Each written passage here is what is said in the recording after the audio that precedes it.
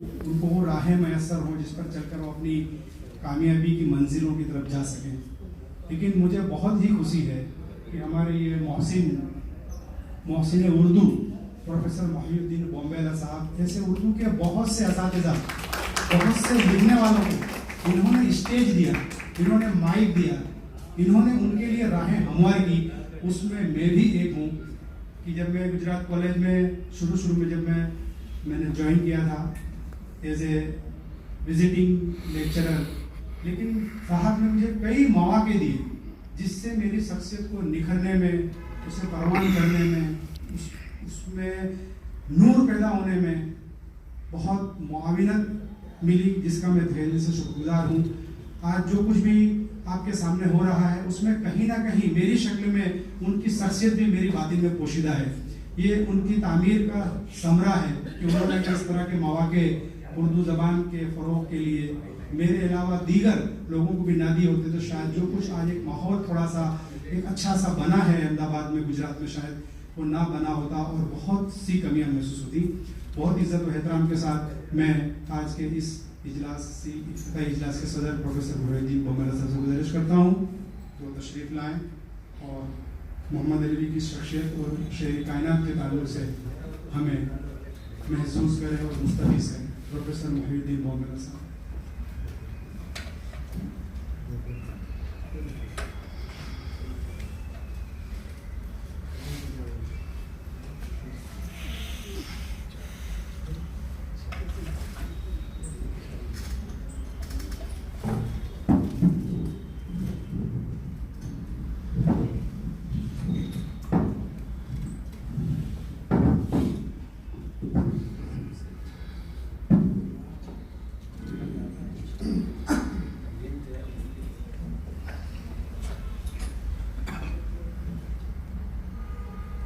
बैरूनी मेहमान हजरात जामिया मिलिया से तशरीफ लाए हैं,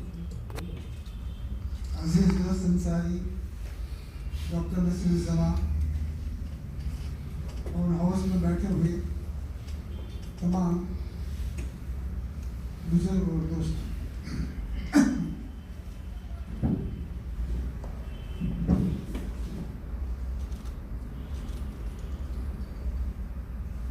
जिस काम को बहुत बरसों पहले होना चाहिए था वो काम खैर अब भी हो रहा है तो गनीमत है। और बड़ी ख्वाहिश थी कि एक शानदार सेमिनार मोहम्मद अलवी के बारे में होना चाहिए। मुझे मालूम है कि ये 22 अलवी पर एक ऑल इंडिया सेमिनार मुनक़िद किया गया था साहित्य परिषद में। तो उस वक्त अलवी साहब मेरे पास में बैठे थे और सामने मोहम्मद अलवी और मज़हर अलवी बैठे हुए थे। और मैंने इस वक्त एक सुझाव पेश किया था कि अंग्रेजी में किताब पढ़ी थी वी द नेहरूज, मतलब ऐसी किताब वी द अलवीज के नाम से होनी चाहिए और तीनों अलवियों को उनकी इल्म अदब के ताल्लुक से खिलाज अक़ीदत या खिलाज तहसील पेश करना चाहिए। पता नहीं क्यों उसमें ताख़ीर हुई, तो वक्त गुजरता गया, उम्र बढ़ती गई, सेहत सांस नहीं लेती, याददाश्त कमज़ोर बनती गई, वाक़यात जहन में दबे पड़े, कम काबिल है पता नहीं चलता, क्या कहना और अपनी बात को कहाँ से शुरू करना वो भी मुश्किल काम है। लेकिन ये ज़रूर था कि मोहम्मद अलवी के बारे में अब तक कोई इंसाफ नहीं हो सका जो होना चाहिए। मोहम्मद अलवी से तकरीबन सन 50 के बाद के ताल्लुकात थे। उस वक्त वारिस अलवी को मैं नहीं जानता था, देखा तो ज़रूर था, लेकिन अलवियों में सबसे पहले ताल्लुकात पैदा हुए मज़हर अलवी के साथ, जिन दोनों अलवियों तो उम्र में बड़े थे। और ऐसा ताल्लुकात थे कि अलवी साहब को तो हमेशा एहतराम था अलवी साहब का, उनको मोहम्मद साहब कहा, लेकिन मज़हर को हमेशा मज़हर कहता था और सीग़े वाहिद पर उससे गुफ्तगू किया करता था। उस मजहर अलवी के ज़रिए से मोहम्मद साहब से मुलाकातें एक दो बार हुई। ये मुलाकात जब हुई कि आप लोगों को याद होना चाहिए कि लखनऊ में एक नसीम बुक डिपो था, और वो नसीम साहब, नसीम लखनवी, उर्दू के बहुत बड़े राइटर थे। उनका बुक स्टोर तो था, लेकिन उन्होंने कई किताबें लिखी, जिसमें से एक किताब उस वक्त बहुत मशहूर हुई थी, हिंदी में जिसका तर्जुमा हुआ था, किताब का उन्वान था कहकशां। उस वक्त छोटे मोटे प्रोग्राम भी हुआ था अहमदाबाद में। नसीम साहब का आना जाना मजहर के वहाँ रहता था, और जब नसीम साहब आते थे उस वक्त मोहम्मद अलवी ज़रूर उनसे मुलाकात को आया करते थे, और मजहर के वहाँ उस वक्त उनसे मुलाकात हो जाया करती थी। एक बार मैं और मेरे दोस्त प्रोफेसर महमूद हुसैन शेख, अल्लाह गनी रहमत करे, हम दोनों बीए में साथ में पढ़ते थे। सन 52-53 का ज़माना था। तो रात को घूमते घूमते लिलीपुर से जाना हुआ, और वहाँ पटवा शरीफ पर एक मुशायरा हो रहा था। तो मुशायरे उर्दू शायरी से थोड़ी बहुत दिलचस्पी थी, शेर तो समझ में नहीं आते थे, लेकिन वहाँ पर हम दोनों एक साहब पढ़कर बैठे और दूसरे साहब खड़े हुए अपना कलाम सुनाने के लिए, और नाम बताया गया कि मोहम्मद अलवी अब अपना कलाम पेश करेंगे। ये याद नहीं है, लेकिन मुझे ये ज़रूर याद है कि मोहम्मद अलवी ने जो गज़ल पढ़ी थी, ये शमत बैठा हुआ है, वो गालिब की ज़मीन में गज़ल थी कि मौजे ख़राम यार भी क्या कुल कतर गई, दोनों के एक अदा में रजामंद कर गई। मुझे मोहम्मद अलवी की वो गज़ल उसकी कुलियात में कहीं भी नहीं मिली कि उसने वो गज़ल कहकर कहाँ रखी, पता नहीं चलता।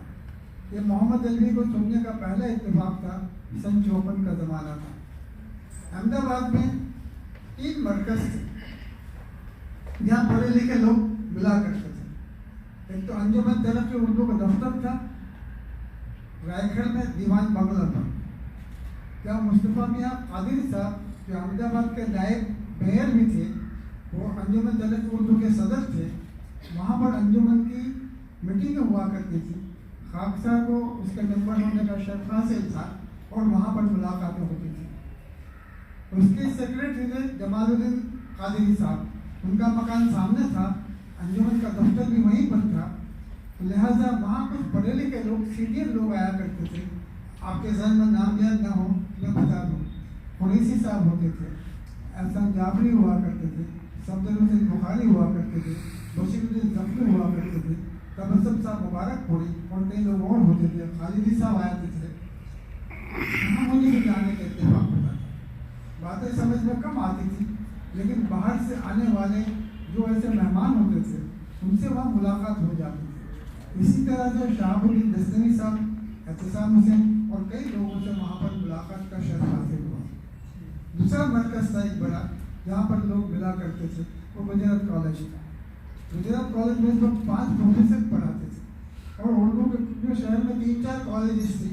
तो वहाँ पर जितने भी लोग आते थे, सबसे पहले वो गुजरात कॉलेज पहुँच जाता था, और वहाँ से लोग, हम सब वहाँ बैठे होते थे, उनसे मुलाकात होती थी।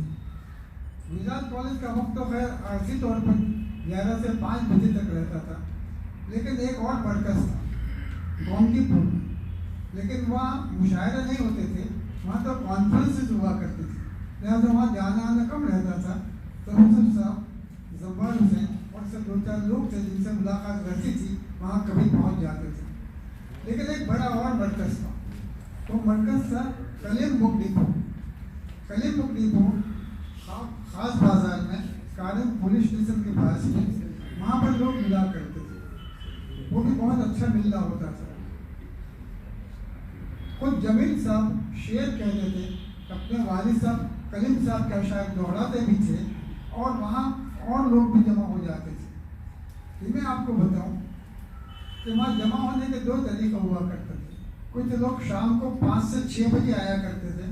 वहाँ पर 5 से 6-7 में आने वाले लोगों में वालिद सलमी थी, क्योंकि उस वक्त उनके वालिद साहब जिंदा थे, और रात देर गए तक उनको घर से बाहर जाने की इजाज़त नहीं थी शायद, इससे उनको जल्दी से घर लौट जाना पड़ता था।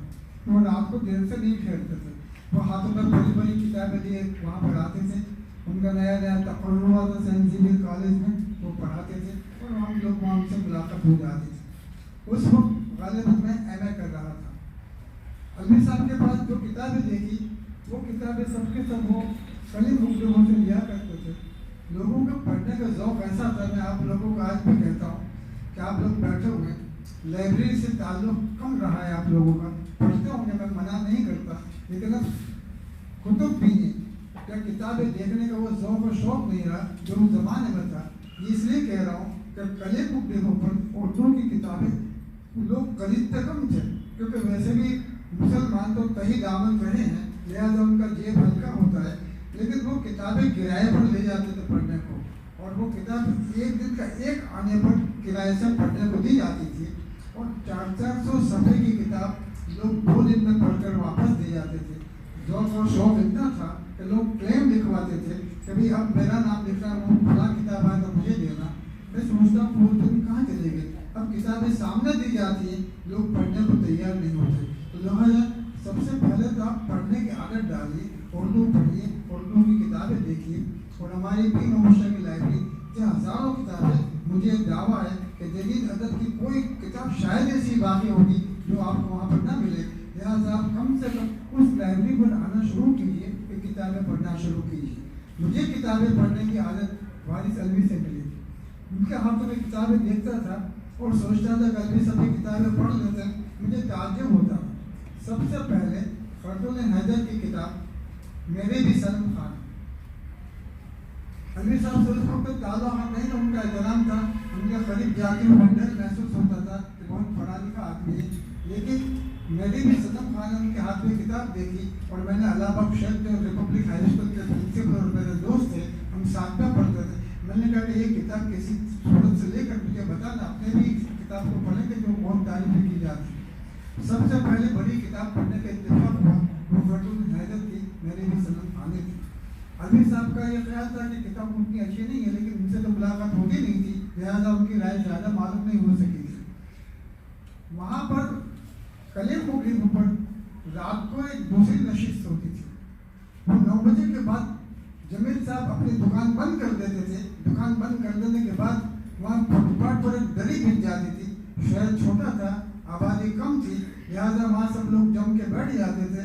सामने पानी का जग रख दिया जाता था, चाय की एक केटल आ जाती थी, पड़ोस में किरानी का होटल था जो बार बार चाय बेचता रहता था, शायद पैसा भी नहीं लेता होगा, लेकिन वहाँ चाय पीते थे, ठंडा पानी पीते थे और शेर कहते थे। वो लोग कौन थे? उसमें सबसे पहला नाम मोहम्मद अलवी का था, आदिल मंसूरी का नाम था, सरशाद बलमशरी का नाम था, रहमत अमरोही का नाम था, कभी कभी जख्मी साहब भी वहाँ निकलते थे। तो कि ये उर्दू के बहुत बड़े, उस वक्त गुजरात के काबिल ज़िक्र शोरा वहाँ पर मिलते थे। और मुझ जैसा एक नाबालिग जो इन चीज़ों से ज़रा भी वाकिफ़ नहीं रखता था, उनकी बातों को सुनता था, दोस्ताना ताल्लुक़ थे, एक दूसरे से बड़ी मोहब्बत थी। अलवी से वहाँ ज़्यादा मिलने का मौका मिला। अपनी बात को आगे बढ़ाते हुए जब मोहम्मद साहब से ताल्लुक़ात पैदा हुए तो मोहम्मद साहब का कलाम बहुत जमा हो गया था। बहुत अच्छी गज़लें लिखी थी, बहुत अच्छी नज़में लिखी थी, मगर उनकी शायरी का एक पहलू था, और वो शायरी ये थी कि उनकी, क्योंकि उस ज़माने में मुस्लिम समाज मोहल्लों में बटा हुआ था, अपार्टमेंट्स नहीं थे, महल्ले थे, मोहल्ले में घर से घर, गले से गला मिलाकर के रहता था, दीवार से दीवार मिलकर रहती थी, गलियाँ थी, गली में निकलने वाले लोग थे, बहनें थी, बेटियाँ थी, माएँ थे और भाई बच्चे थे। इसलिए एक माहौल बनाया था, उसमें ख़ास आने वाले लोग थे, क्योंकि अब तक हमारी बहनों ने तो ये अवसर कर रखा है, पहले तो घर पे गेहूँ आते थे, गेहूँ पिसवाए जाते थे, गेहूँ पिसवाने के बाद आटा आता था, अब तो आटा तैयार आता है, अब तो आटा भी नहीं आता, रोटियाँ ही पकड़ आ जाती है। गोया बहनों ने ये काम भी टाल दिया है। उस ज़माने में वैसे घर में तमाम चीज़ें आती थी, ले जाने वाले आते थे। अब धोबी कहाँ रहे आपके? हमारे यहाँ तो पहले 5 रुपये पर और रिलीफ फंड पर 2-4 धोबी हुआ करते थे, घरों में आते थे, कपड़े धोने को ले जाते थे, और उनसे ख़ास कहा जाता था कि बहनों के कपड़े उसको अलग से धोना। अब वो धोबी भी नहीं रहे, क्योंकि घर घर में धोबी खाने लग गए, हमारी पुरानी तहजीब निकल गई। लेकिन मोहम्मद अलवी ने उस तहजीब को अपनी शायरी में दोहराया। अगर आपको सन 50-60 का अहमदाबाद देखना हो, गुजरात देखना हो, मुस्लिम मुआशरा देखना हो, तो मोहम्मद दलवी की आप नज़्म देखिए, गज़ल देखिए, आपको उसमें पूरा शहर मिलेगा। ये पूरी हमारी तहजीब मिलेगी, हमारी पूरी तहजीबी रिवायत मिलेगी, जो मोहम्मद दलवी ने आदिल मंसूरी का नहीं मिलेगा, आपको सरसार का नहीं मिलेगा। हमारे उस वक्त के और भी कहने वाले दोस्त थे, जैसे जमाल कुरैशी वगैरह हो, लेकिन उनका ये गज़ल मिलेगी, गज़ल की रिवायत मिलेगी, क्लासिकल अंदाज की गज़ल मिलेगी, लेकिन अहमदाबाद के तहजीब माहौल नहीं मिलेगा जिसका मैं जिक्र कर रहा हूँ। वो मोहम्मद दलवी को वहाँ मिलता था। इस वजह से मोहम्मद दलवी मुशायरे में काफ़ी मकबूल शायर, उस वक्त मुशायरे हुआ करते थे, अब तो वो भी नहीं होती। उस वक्त मुशायरे कहाँ होते थे, ये भी जरा सुन लीजिए। मुशायरों का सबसे बड़ा मैदान था दरियापुर में पोपटिया पर। वो बढ़ भी नहीं रहा, पोपट भी नहीं वहाँ पर नहीं रहे, लेकिन मुशायरे की रिवायत वहाँ पर रही है। तो पोपटिया पर मुशायरे हुआ करते थे, फिर चंदन तलावड़ी पर मुशायरे हुआ करते थे, दरियापुर चाटवाट पर मुशायरे हुआ करते थे, शाहपुर अड्डे पर मुशायरे हुआ करते थे, 5 पर हरनवाई पुल के सामने, क्योंकि बकरे गुजरात के सबसे बड़े शागिर्द कौशल अहमदाबादी वहाँ पर रहते थे, वो बाकायदा मुशायरे रखते थे। इस तरह से जमालपुर में कांच की मस्जिद के वहाँ मुशायरे हुआ करते थे, और मुशायरे एक दूसरे की हरीफाई में हुआ करते थे। अच्छे से अच्छे शायरों को कलाम चलाने का मौका मिल जाता था और कुछ लोग सुनने को पहुंच जाते थे। मेरे ख्याल में सुनने वाले लोग कम हुआ करते थे, शेर कहने वाले लोग ज़्यादा हुआ करते थे, और वही लोग वहाँ पर सामीन भी बन जाते थे, वही लोग शेर कहने वाले भी बनते थे। इस तरह से मुशायरे की रिवायत थी, अब वो भी नहीं रही। दोस्तों, मोहम्मद अली ने जब इन मुशायरे में अपना कलाम सुनाया तो महलों में मुशायरे हुआ करते थे, और महलों में उन मुशायरों को सुनने वालों में जो घरों में मर्द हुआ करते थे, वहाँ पर्दे में औरतें और बहनें भी बैठा करती थी, और ख़ास करके कुछ ऐसी चीज़ें सुनने को मिलती थी उनको जो किसी और शायर के उस वक्त नहीं मिली थी। ये मोहम्मद दलवी का बहुत बड़ा कमाल था। दूसरी बात आपके सामने मैं ये रखूँगा कि मोहम्मद दलवी ने जब अपना कुछ कलाम जमा कर लिया, उस वक्त जदीदियत का चलता था।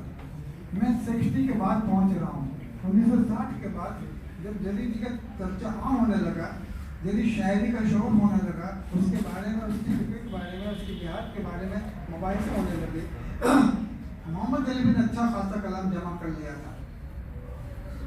वैसा कहा जाए तो दोस्तों, मोहम्मद दलवी के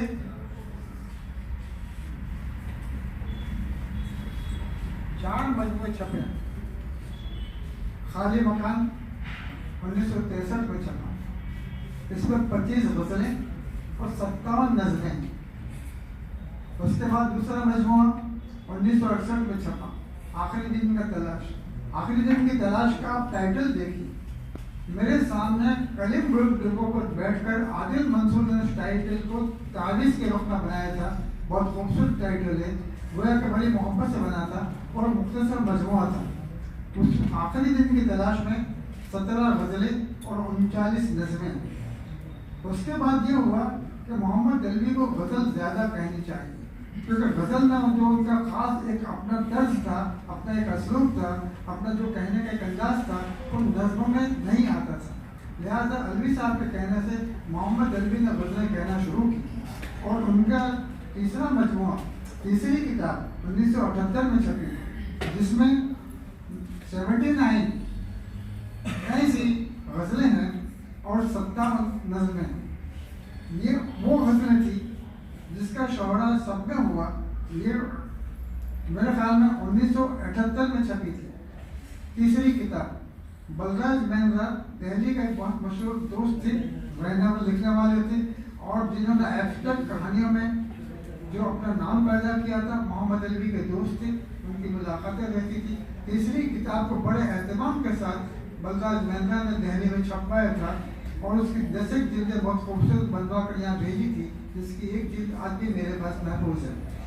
मोहम्मद अली को उस वक्त साहित्य अकेडमी अवार्ड मिला, और वो मेरा ख्याल है कि वो उसकी जो भी वजह रही होगी, लेकिन मोहम्मद अली की वो गज़लियत थी जो तीसरी किताब में ज़्यादा शामिल है, जिसमें 80 के करीब गज़लें थी, वो उस वजह से उनको पसंद किया गया, और वो गुजरात में पहला शख्स था जिसको साहित्य अकेडमी का अवार्ड मिला था।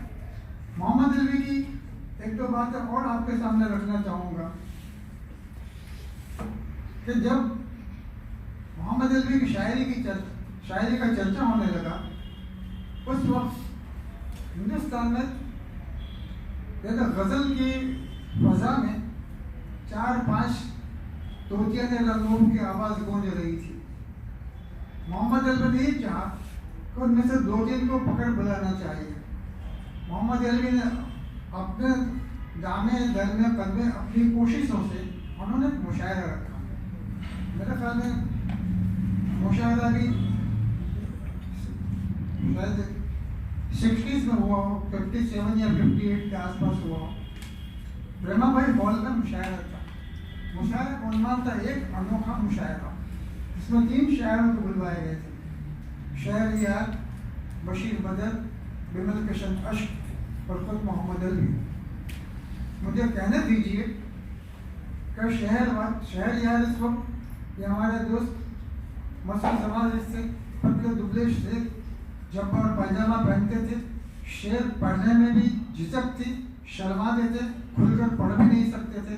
जमील साहब और हमारे उस वक्त एक और दोस्त है मौलाना फखरुद्दीन नदवी साहब, जो बहुत भूलने वाले थे, वो जाकर पीछे से उसकी पीठ ठोकते थे, भाई पुकार कर पढ़ो, तो हिम्मत से पढ़ो, हौसले से पढ़ो, गला खोल कर पढ़ो। ये मैंने देखा हुआ। उस वक्त शहरयार ने अपना पहला अदबी बड़ा मुशायरा अहमदाबाद में पढ़ा था, वो भी डरते डरते पाँव की लड़खड़ाहट के साथ, आवाज़ की कंपाउंड के साथ वो मुशायरा पढ़ सके थे। वो शहरयार जिनको बाद में ज्ञानपीठ अवार्ड मिलता है। उस वक्त शहरयार बशीर बदर ने भी अपना पहला बड़ा मुशायरा अहमदाबाद में पढ़ा था। उनके नाम से भी लोग वाकिफ नहीं थे, उनकी चीज़ें भी नहीं छपती थी। बशीर बदर को बुलाया था।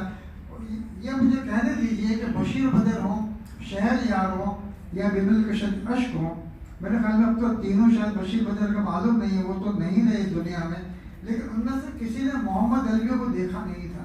जब वो अहमदाबाद तशरीफ लाए और रेलवे स्टेशन पर हमारी मुलाकात हुई, तो वो कहते यार अलवी, हम तो समझते थे कि तू कोई बहुत बड़ा मौलवी होगा, तेरी बहुत बड़ी दाढ़ी होगी, जब्बा पायजामा होगा, हम तो घबराते थे, लेकिन तू तो बिल्कुल हमारे जैसा ही निकला।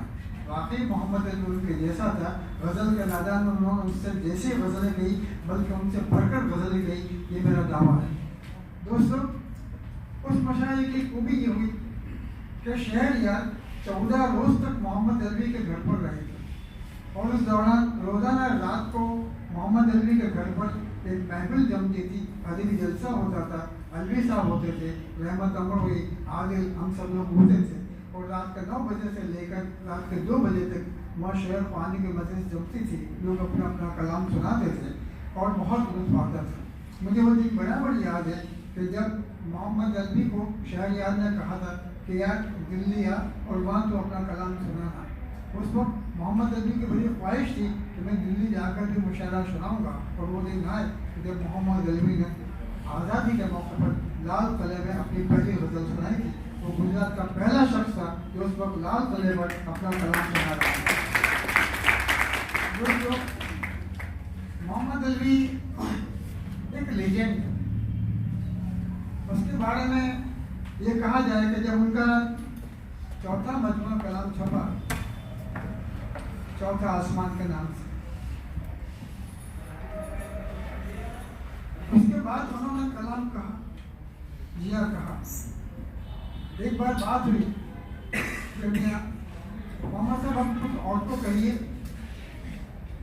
कि अब तो चौथा आसमान पर पहुंच गया हूँ, अब तो ऊपर जाकर कुछ खाऊंगा, क्योंकि हकीकत उसके मुंह से निकल रही थी। चौथे आसमान के बाद उसने कलाम कहा, लेकिन महफूज नहीं। ऐसी बहुत सारी चीज़ें हैं जो महफूज नहीं रह सकी। मोहम्मद अली का एक बहुत बड़ा यूँ कहिए कि रोल ये रहा कि उसने बहुत सादगी से कलाम सुना। आदिल मंसूरी और दोनों के मिजाज का फर्क था, दोनों के जो शेरी काविशें थी उसका भी फर्क था, मगर दोनों एक दूसरे से बड़ी मोहब्बत करते थे, एक दूसरे का एहतराम करते थे और एक दूसरे के साथ रहकर के अपना कलाम लिखते भी थे, जिसकी वजह से न सिर्फ हिंदुस्तान में बल्कि उस वक्त के पाकिस्तान में भी दोनों का बहुत बड़ा एहतराम था। आपको नाम दूँ, उस वक्त पाकिस्तान से कुछ रिसाले आते थे, कुछ रिसाले नए थे, हम लोग मंगवाया करते थे, जिसमें से नुसरत, हम फलम, सात रंग, तकलीफ, ऐसे रिसाले थे। उसमें एक शख्स लिखता था, माधव नाम से लिखता था, और माधव का ये दावा था कि किसी भी रिसाले में अगर मेरी चीज छपेगी, जली हरफों में छपेगी और सबसे पहले मेरी चीज होगी। हम कल मुद्दों बैठे थे, रात का खाना खा रहे थे और बात हुई कि आदिल इस मिथ को तोड़ना चाहिए। पहले तो मालूम करो कि माधव शख्स कौन है जो ये इस तरह की जदीद नज़्में लिखता है, लोगों को चौंका देता है, उनकी माली की तलाश में लोगों को टक्कर खिला देता है। उसको तोड़ना चाहिए और अपने ऐसी चीज़ें लिखनी चाहिए। उसमें आदिल मंसूरी ने सबसे पहले गज़ल लिखी और उनके जो मुदीर थे, जो नुसरत और मेरे ख्याल में सात रंग को लिखा, जब माधव से पहले हमारी गज़ल या हमारी नज़्म छापना हो तो उसे छापिए वरना लौटा दीजिए। तो मुझे ये भी खुशी है कि उस वक्त के जदीद पर्चों में ऐसे 5-7 जो पढ़ते थे, उसमें सबसे पहले इन दोनों गुजरातियों का कलाम सबसे पहले छपता था। ये भी हमारे गुजरात के लिए बहुत बड़े फख्र की बात है। मोहम्मद अलवी ने जब अपनी इन तमाम चीज़ों को जमा किया, इसका मजमूए छपते गए। बशीर बदर से खास ताल्लुक है। आज बशीर बदर जिस अंदाज में अपनी गज़ल सुनाते हैं, इस तरह की गज़ल नहीं थी। जैसा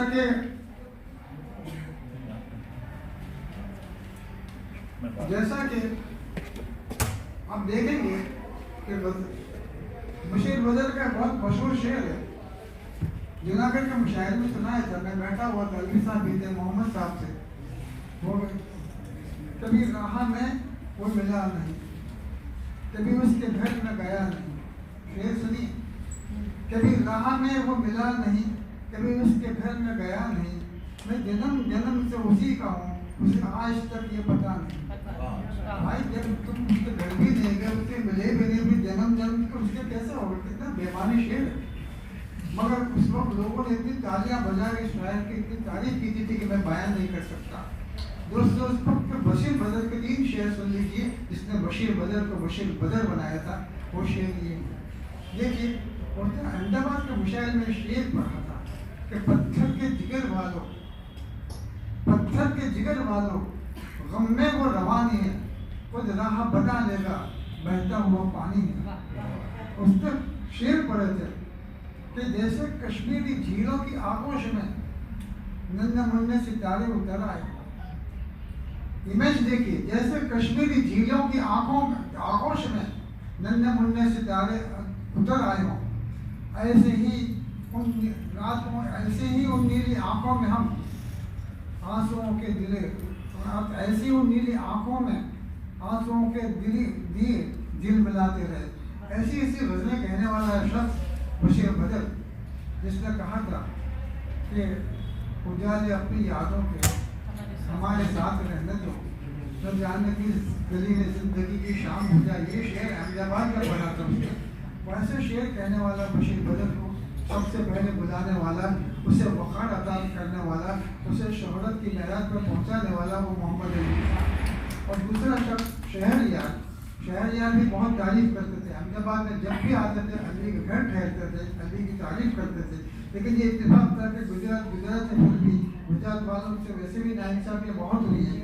इसीलिए तो वारिस अली को देखिए कि मोहम्मद अली को तो साहित्य अकेडमी अवार्ड भी मिल गया, लेकिन हिंदुस्तान का सबसे बड़ा नक्काद फारूकी साहब का कान मरोड़ने वाले नक्काद के 100 सफ़े का मजमून लिखने की कोई हिम्मत कर सका है तो वो वारिस अलवी ने की है। और फारूकी साहब के खिलाफ या उनकी हिमायत कर, उनके बराबर वारिस अलवी ने 3 मजमून 100 सफ़े के लिखे और फारूकी साहब के जिंदगी भी लिखे और उनको भेजे, लीजिए फारूक साहब से थामिए गए। वो फारूक साहब अलवी की इज्जत करते थे।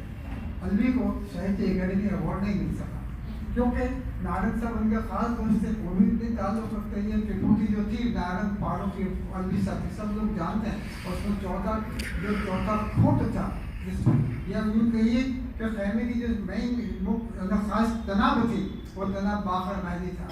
वो इन सोहबतों को देखा हो, उनको समझा हो, तो उसमें वो सबके सब लोग मोहम्मद अलवी की तारीफ करते थे। क्योंकि फारूकी साहब ने भी मोहम्मद अलवी का दिबाचा लिखा, नारद ने भी मोहम्मद अलवी पर मजमून लिखा और सब लोग बराबर मोहम्मद अलवी की तारीफ करते थे। अब ये देखिए कि मोहम्मद अलवी ने अपनी ज़िंदगी में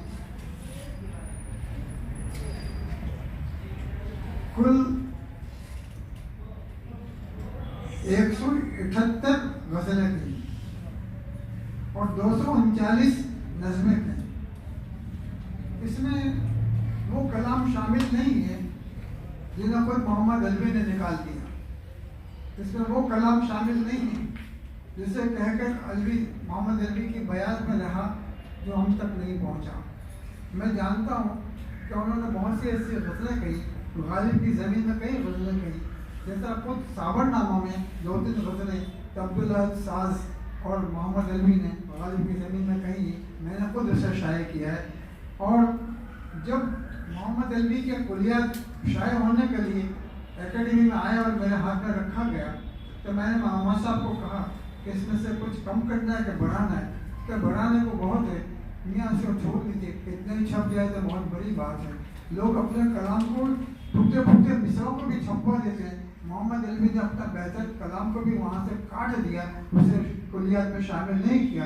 आज मैं कई चीज़ों को देखता हूँ तो मुझे ताज्जुब होता है कि वो चीज़ मुझे क्यों नहीं मिलती, वो चीज़ कहाँ मैंने पढ़ी थी। मोहम्मद अलवी के यहाँ तो थी, वो नहीं मिली। जैसा ये शब्द बैठा है, उन्होंने एक मुख्तसर नज़्म कही थी 2002 में जब ज़लज़ला आया था, और मुख्तसर नज़्म ये थी कि अगर मैं मफहूम कह रहा हूँ ज़लज़ले के बारे में कि अगर तूने पहले से हमको लिख दिया होता कि तू आने वाला है, हम सब गलियों में निकल कर तेरा इस्तेमाल करते और हम तुझे और हम इस तरह से घरों में खुल कर मर न जाते। ये बहुत अच्छी नज़्म थी, मुझे उसके कुलियात में नहीं मिली, शायद वो मेरी आंखों का कसूर। इस तरह से मोहम्मद अलवी ने इतना कुछ लिखा, तर्जुमा की, एक भी तर्जुमा हम तक नहीं पहुंचा। मोहम्मद अलवी के बारे में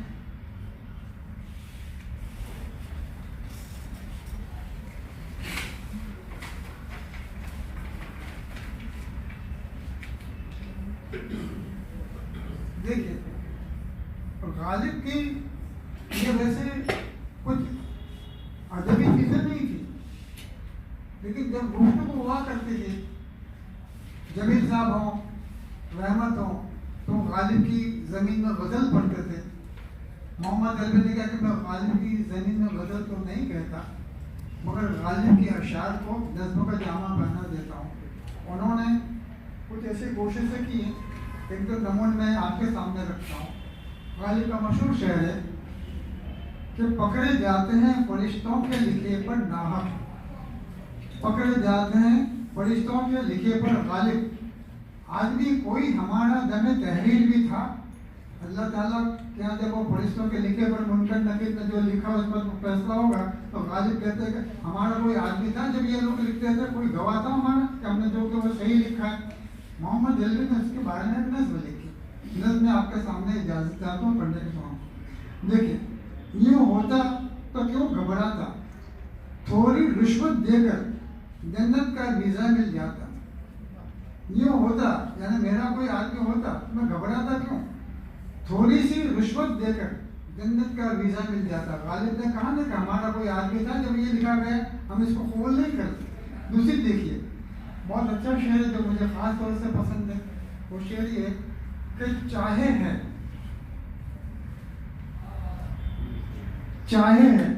फिर किसी को लबे बाम पर हवस, चाहे है फिर किसी को लबे बाम पर हवस, जुल्फे सियाह लुत्फ पे परेशान किए हुए। 3 शेर हैं, 3 छोड़ एक ही सुना है कि चाहे है फिर किसी को लबे बाम पर हवस, जुल्फे सियाह लुत्फ पे परेशान किया हुए। शायद दूसरा एक और भी है कि चेहरा पढ़ो गमे से गुलिस्ता किए हुए। 3 शेर गालिब ने कहे माशूक के बारे में। मोहम्मद अलवी का शेर देखिए, गालिब वो जुल्फे परेशान किए हुए अपनी माशूक को देखना चाहता था छत पर। मोहम्मद अलवी कहते हैं मेरी माशूक को देखिए, मैं आपको बताता हूँ उसका क्या हालत है। मोहम्मद अलवी की छोटी सी गज़ल देखिए, वो छत पर आई तो थी, वो छत पर आई तो थी, लेकिन उसका हाल बुरा था। मेरे कपड़े उलझी जुल्फें और आंख में दर्द भरा था। वो तो जुल्फें परेशान करके आई थी, लेकिन मोहम्मद अलवी कहते हैं कि वो छत पर आई तो थी, लेकिन उसका हाल बुरा था। मेरे कपड़े उलझी जुल्फें और आंखों में दर्द भरा था। ये हमारे समाज की हकीकत है, जो हर शख्स की अगर महबूबा होती है वो ऐसी होगी। एक और देखिए, हमारे आपकी जिंदगी का किस्सा है। आए हैं बेकसी इश्क पर रोना गालिब, आए हैं बेकसी इश्क पर रोना गालिब, किसके घर जाएगा तूफान बला मेरे पास। गालिब को ये फिक्र थी कि मैं हूँ वहाँ तक तो तूफान बला आता है, तूफान आते हैं, बलाएं आते हैं, तो मैं अपने सीने पे झुक जाता हूँ और इश्क की हर मुसीबत का उठा लेता हूँ, मगर मैं मर जाऊँगा तो तूफान बला किसके घर जाएगा। गालिब को मरते हो ये फिक्र थी। मोहम्मद अल्वी ने बहुत खूब नज़र लिखी है, आपके सामने पढ़ दूंगा। देखिए, आए हैं बेकसी इश्क में रोना गालिब। मोहम्मद अल्वी कहता है रोना क्या है, वो मर गया तो मर गया। देखिए, 2 बजने को आए हैं। हम कब्रिस्तान जाते हैं, सब अपनी अपनी मसरूफियत में होते हैं।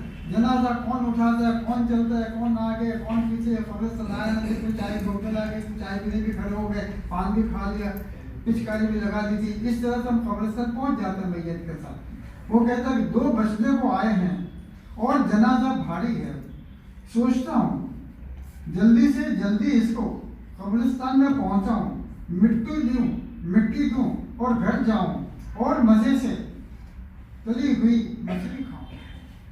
वो कब्रिस्तान में बैठ के सोचता है कि कब इसको दफन करते हैं, कब मैं घर जाऊं और जल्दी से मछली खाऊं। और गालिब कहते हैं किसके घर जाएगा, ये बोला मेरे बाप। देखिए, उसने ऐसी बहुत सी चीजें लिखी हैं गालिब की जमीन में, उसको मैं छोड़ता हूँ। दोस्तों, मैं आपकी इजाजत से मोहम्मद अल्वी के जो 350 जो गज़लें कही हैं, मैं नहीं गिन सका। आप लोग बैठे हैं, आप उसके अशार भी गिन लीजिए। गालिब ने तो सिर्फ 1800 अशार कहे थे, मोहम्मद अल्वी ने कितने कहे वो आप गिन लीजिएगा। मेरी हिम्मत नहीं पड़ी गिनने की। मैं आपको 1-2 बातें और कहना चाहूँगा कि मोहम्मद अल्वी के बहुत से शेर पढ़े गए, पढ़ते थे कि जाते जाते देखना पत्थर में जा रख जाऊंगा, कुछ नहीं तो 1-2 चिंगारियाँ रख जाऊंगा। यह अल्वी साहब और हमारा एक पसंदीदा मतलब था कि मैं नौफक्र हूँ, भटकते हुए कबीरों का, उजड़ते शहर की गिरती हुई फशीलों का। इस वक्त शहर का कोस टूट रहा था कि जब उसने कहा था। ये शेर तो लोग पढ़ते हैं जैसे अभी, लेकिन जो उसके खास शेर छूट गए, तवज्जो पर नहीं आते। इसमें से 2-4 शेर मैं नमूने के आपके सामने पेश करने की इजाजत चाहता हूँ। देखिए, तू मुझको भूल गई है मगर फिर भी, तू मुझको भूल गई है मगर फिर भी मैं तेरा कौन हूं, मिट्टी तुझे बता दूंगा। क्या शेर कहा, तू मुझको भूल गई है मगर फिर भी, तू तो मुझको भूल, मट्टी, हम मट्टी से पैदा हुए हैं, मट्टी हमको भूल गई। मोहम्मद अल्वी कहते जब मैं कब्र में आऊंगा और मट्टी बन जाऊंगा तो मट्टी फिर मैं तुझे बताऊंगा कि मैं कौन हूं, मैं तुझसे निकला हुआ एक नफर। फिर देखिए मोहम्मद अली का एक और शेर,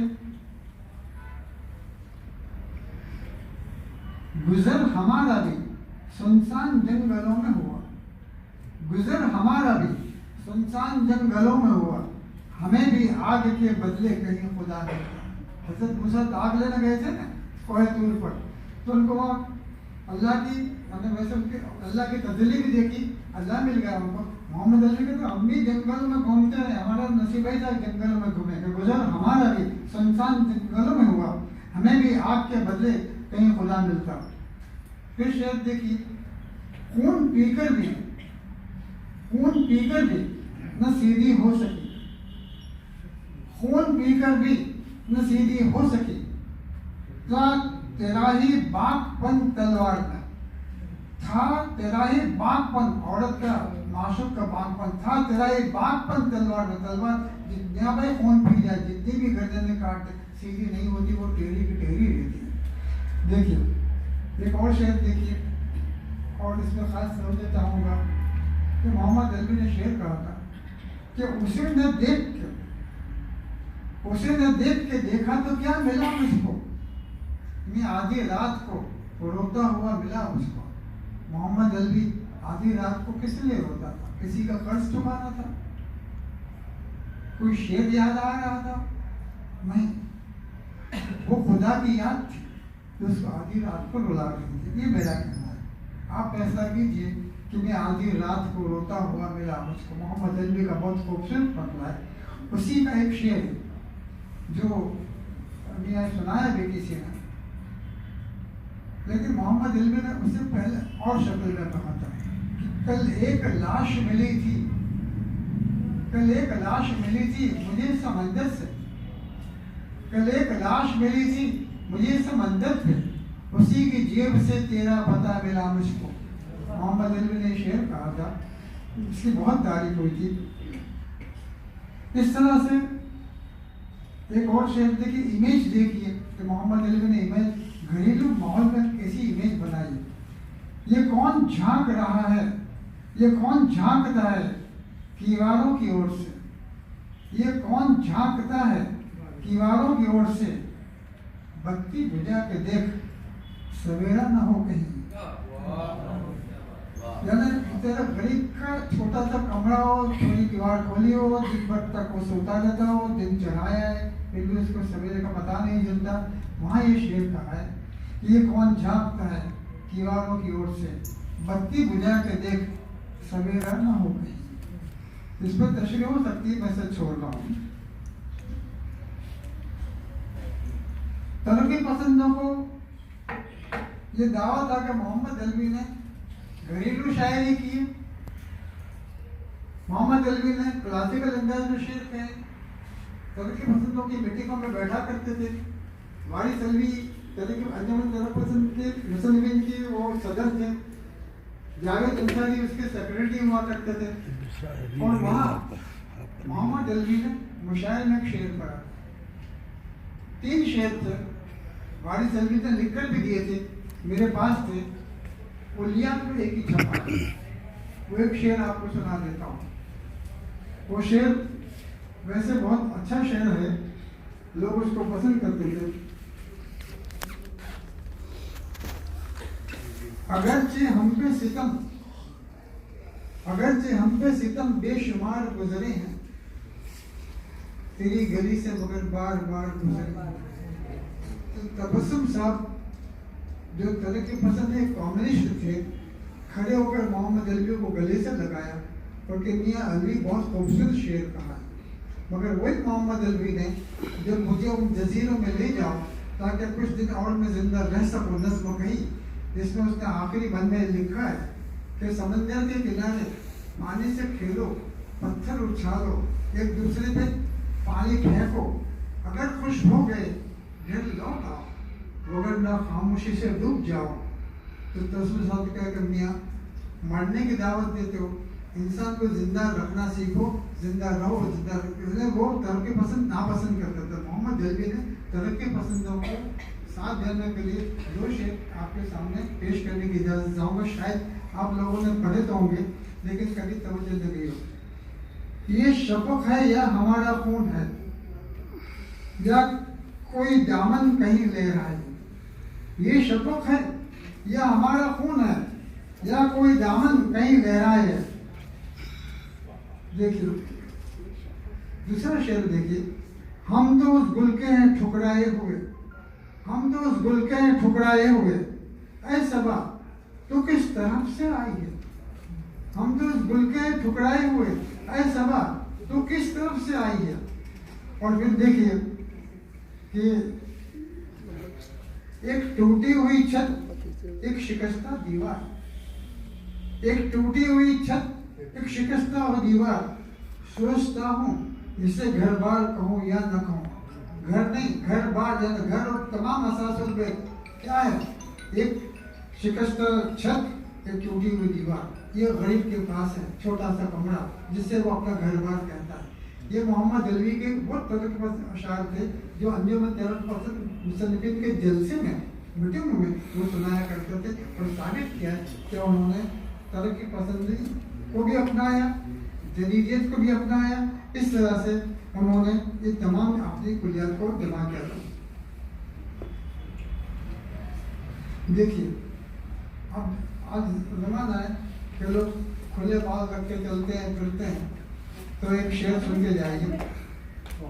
जुल्फ खुद तो बिगड़ती है लेकिन, बात खुले रखना ना, जुल्फ खुद तो बिगड़ती है लेकिन उनका चेहरा संवार जाती है। यानी ऐसे अशार कहने वाला मोहम्मद अली जो बहुत बारीक भी था, उसके हमको तरह तरह की चीज़ें मिलती हैं। एक शेर देखिए, मैं नहीं समझ पाया था, मैंने मोहम्मद अली का मजाक भी उड़ाया था कि भैया ऐसा शेर कहते हो तुम समझते हो, वहीं समझ नहीं आता। उसने कहा बाद में आएगा, अब आने लगा है, आपको समझाता हूँ, आप समझ जाए तो मुझे समझा दीजिएगा। यक्का उलट गया, यक्का उलट के रह गया, घोड़ा चमक उठा।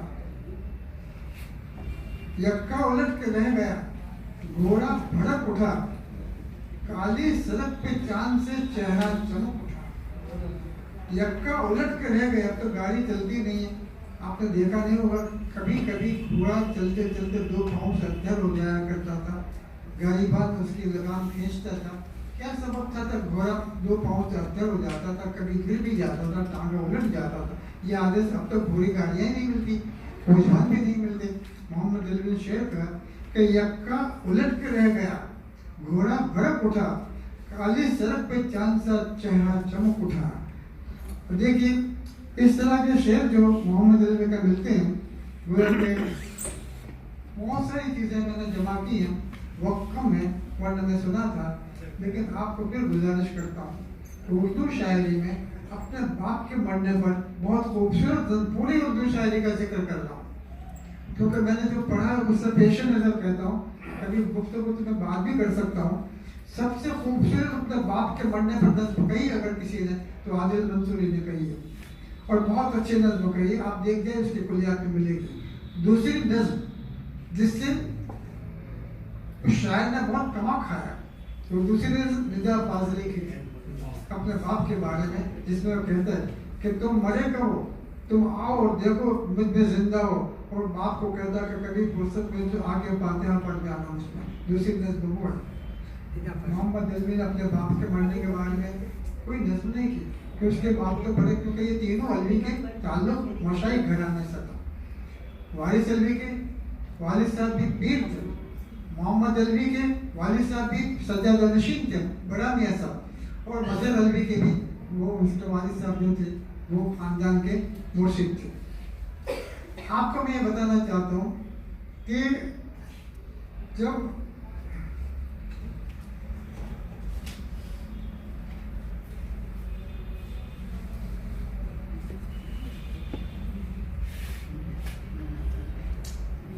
मोहम्मद अली की आखिरी उम्र में बीनाई कम हो गई थी, जब हमने टीवी पर आखिरी प्रोग्राम दिया तो उसमें उसने कहा था कि अब मुझे दिखता नहीं है, लेकिन गुजरात के और भी लोग ऐसा होंगे, मना नहीं करता, लेकिन मुझे जहाँ तक मालूम है कि मोहम्मद अली हों, आदिल मंसूरी हों, सरशार हों, वो कभी बयाज में से अपना कलाम नहीं सुनाते थे। उनको अपना कलाम पूरा ज़बान याद होता था, और बिल कलम बर्दाश्त था, ज़बान खोल कर वो मशाइल में अपना कलाम पढ़ दिया करते थे। मोहम्मद अली ने अपने मरने से पहले एक नज़्म लिखी थी, उसका उन्वान है कलिमा। मैं आप लोगों को लिखा है मगर मैं छोड़ रहा हूँ क्योंकि और लोग भी बोलने वाले हैं। मोहम्मद अली ने कलिमा, आप एक बार उस नज़्म को पढ़ चाहिए और फैसला कीजिए तो उसने अपना मर्सी अपनी ज़िंदगी में लिखा था।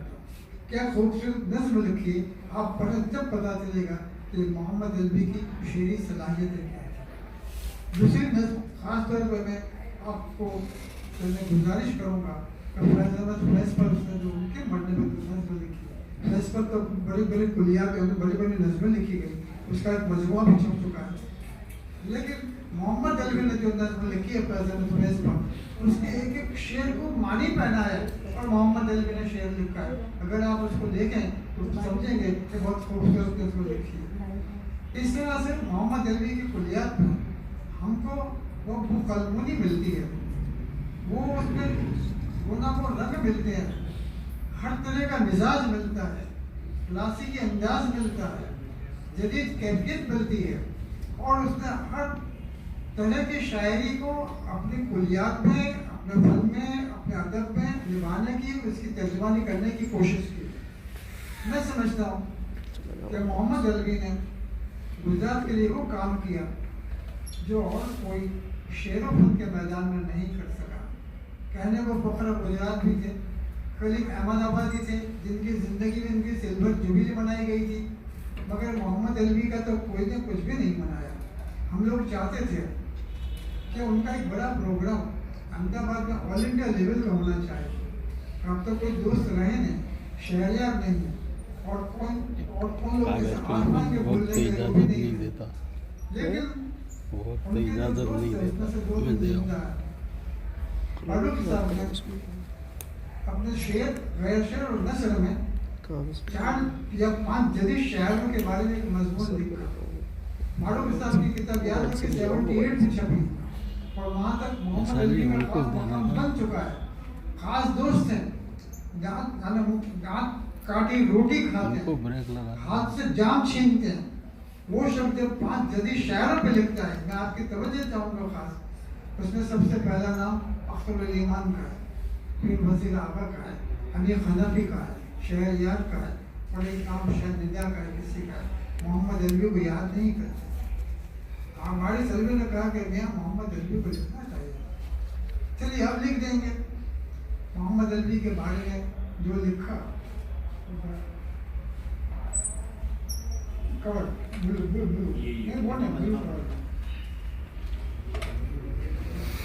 मोहम्मद अलवी के बारे में जो उसने लिखा है,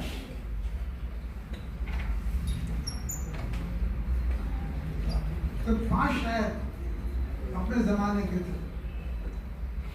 सबसे पहला नाम असद बदायली का था, दूसरा नाम इरफान सिद्दीकी का था, तीसरा नाम निदा फाजली का था, चौथा नाम शहरयार का था, और 5वां नाम कैफ अहमद सिद्दीकी का था। मेरे ख्याल में असद बदायली नहीं रहे, शहरयार नहीं रहे, निदा नहीं रहे, इरफान सिद्दीकी नहीं रहे, मोहम्मद अलवी नहीं रहे, कैफ अहमद सिद्दीकी का मुझे मालूम नहीं है। ये 5 जदीद शायर थे जिन्होंने जदीदियत को जिला बख्शी थी, शब्दों को कामयाब बनाया था, और वो तमाम चीज़ें जिसकी ज़रूरत जदीदियत के उन्वान से फारूक साहब को थी, जिसकी तलाश थी, वो तमाम चीज़ें उन्होंने पूरा करके रखी थी।